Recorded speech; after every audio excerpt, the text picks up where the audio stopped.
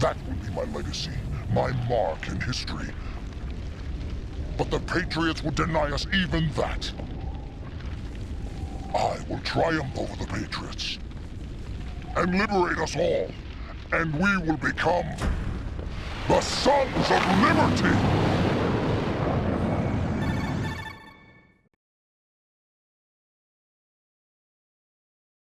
Raiden, are you receiving? We're still here. How's that possible? The AI was destroyed! Only GW. Who are you? To begin with, we're not what you'd call human. Over the past 200 years, a kind of consciousness formed layer by layer in the crucible of the White House. It's not unlike the way life started in the oceans 4 billion years ago. The White House was our primordial soup, a base of evolution. We are formless. We are the very discipline and morality that Americans invoke so often. How can anyone hope to eliminate us?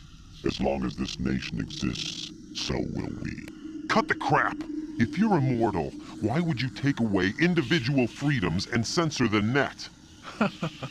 Jack, don't be silly. Don't you know that our plans have your interests, not ours, in mind? What?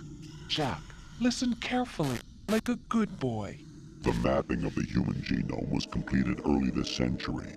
As a result, the evolutionary log of the human race lay open to us. We started with genetic engineering, and in the end, we succeeded in digitizing life itself. But there are things not covered by genetic information. What do you mean?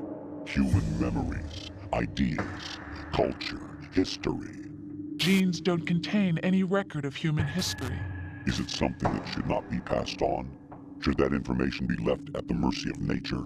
We've always kept records of our lives, through words, pictures, symbols, from tablets to books.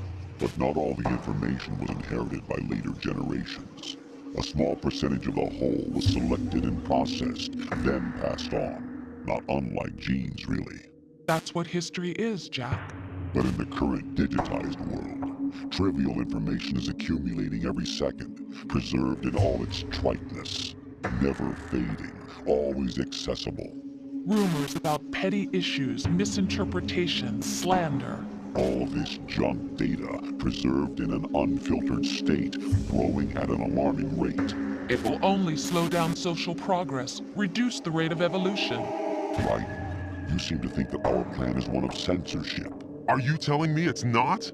You're being silly.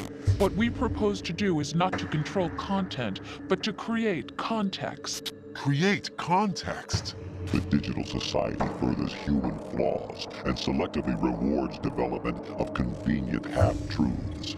Just look at the strange juxtapositions of morality around you. Billions spent on new weapons in order to humanely murder other humans. Rights of criminals are given more respect than the privacy of their victims. Although there are people suffering in poverty, huge donations are made to protect endangered species.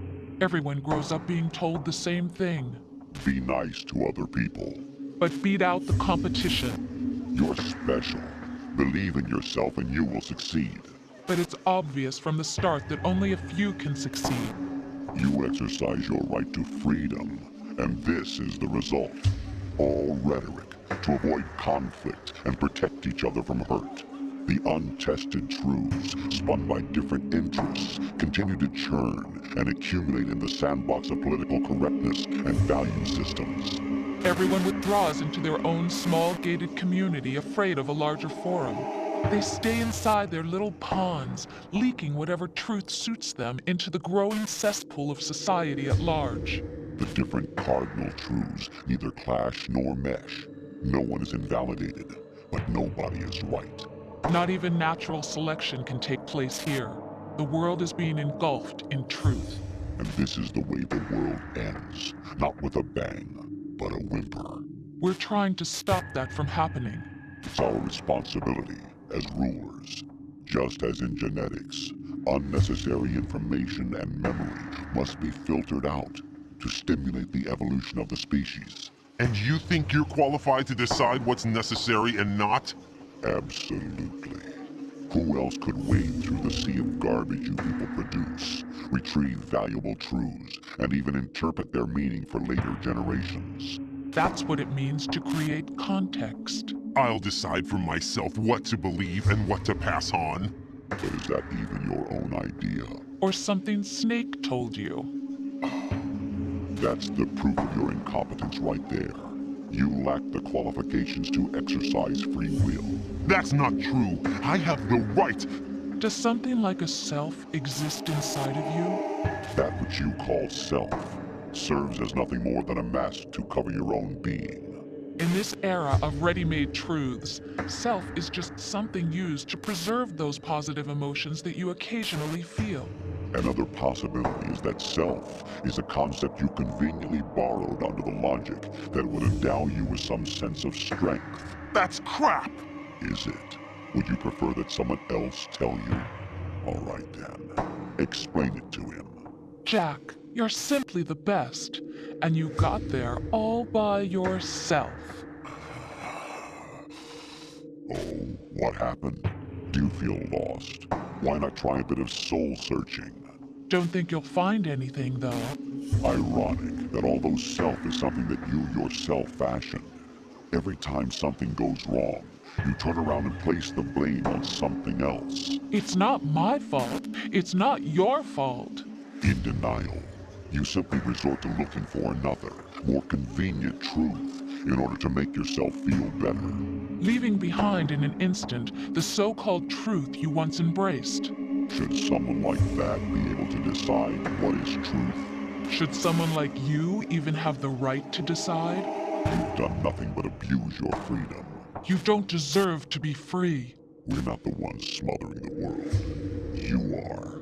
The individual is supposed to be weak, but far from powerless. A single person has the potential to ruin the world. And the age of digitized communication has given even more power to the individual. Too much power for an immature species. Building a legacy involves figuring out what is wanted and what needs to be done for that goal. All this you used to struggle with. Now we think for you. We are your guardians, after all. You want to control human thought? Human behavior? Of course. Anything can be quantified nowadays. That's what this exercise was designed to prove. You fell in love with me just as you were meant to, after all. Isn't that right, Jack? Ocelot was not told the whole truth, to say the least. We rule an entire nation. Of what interest would a single soldier, no matter how able, be to us? The S3 plan does not stand for solid snake simulation.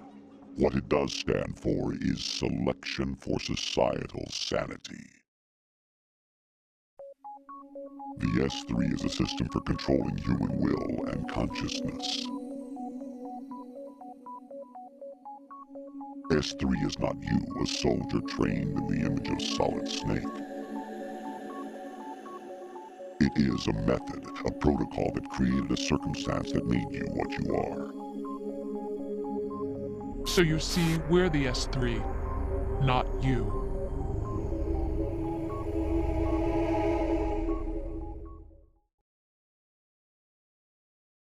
What you experienced was the final test of its effectiveness. That's crazy. You heard what President Johnson said. The Arsenal's GW system is the key to their supremacy. The objective of this exercise was to establish such a method. We used Shadow Moses as a paradigm for the exercise. I wonder if you would have preferred a fantasy setting.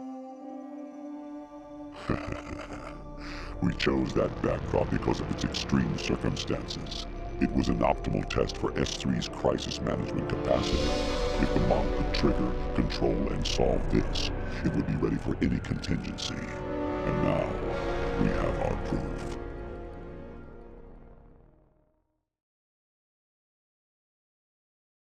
Raiden, there are also reasons behind your selection. Solidus raised plenty of other child soldiers. Do you know why we chose you over them? It was because you were the only one who refused to acknowledge the past.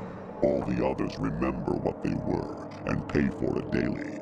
But you turn your back on everything you don't like. You do whatever you like, see only the things you like, and for yourself alone. Yes, Rose can attest to that. You refused to see me for what I was. I lied to you, but I wanted to be caught. You pretended to be understanding, to be a gentleman. You never made a conscious attempt to reach out to me. The only time you did was when I gave you no choice but to do so. I was just trying not to. What? Trying not to hurt me? Dear, the one you were trying not to hurt was yourself. Avoiding the truth under the guise of kindness is all that you did. It occurred to you to do nothing but look out for yourself. Even if you claim that it was for my sake, that feeling was nowhere to be seen. In the end, everything was for your sake. I was never part of the picture. Exactly right. So you see, you're a perfect representative of the masses we need to protect. This is why we chose you.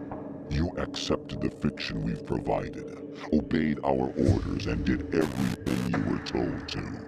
The exercise is a resounding success. Didn't I tell you that GW is still incomplete? But not anymore, thanks to you. Your persona, experiences, triumphs, and defeats are nothing but byproducts. The real objective was ensuring that we could generate and manipulate them. It's taken a lot of time and money, but it was well worth it considering the results. I think that's enough talk. It's time for the final exercise. Raiden, take Solidus down. Think again. I'm through doing what I'm told. Oh really? Aren't you forgetting something? If you die, my child dies. The termination of vital signals from your nanomachines means the death of Olga's child. Not to mention the death of Rose. She's wired the same way. Rose, does she actually exist? Of course I do, Jack. You have to believe me. Damn! It will be a fight to the death. Solidus at least wants you dead. We will collect the necessary data from this last fight. Then we'll consider the exercise closed. So, Jack the Ripper, will it be Solidus, the Patriot's creation, or you, Solidus's creation? Our beloved monsters, enjoy yourselves.